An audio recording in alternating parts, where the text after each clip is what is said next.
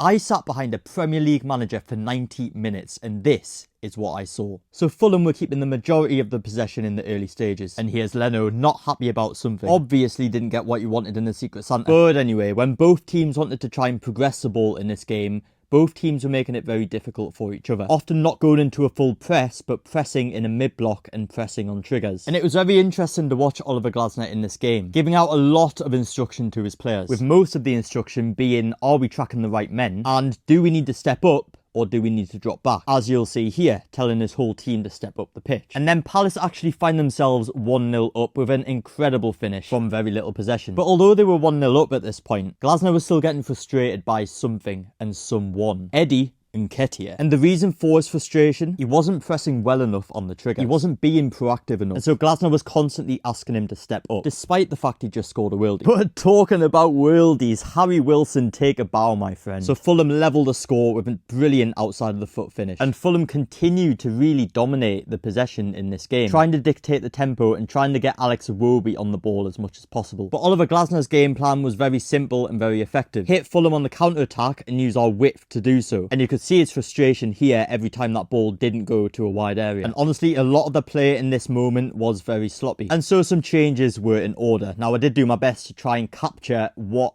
he had written on this sheet of paper. To me, it looks like a set piece and it looks like very important information. Now, another one of Palace's tactics in this game was to try and use double width as much as possible, to try and drag as many Fulham players as they could to a wide area. This in turn got them more attacking opportunities, more set piece opportunities, and they got their goal. So from there, in the final moments, you can see Glasner here telling his team to get compact, asking his players to calm down and really dictate the tempo. And then that was that. The manager shake hands and Palace win the game 2-1. Don't forget to follow for more.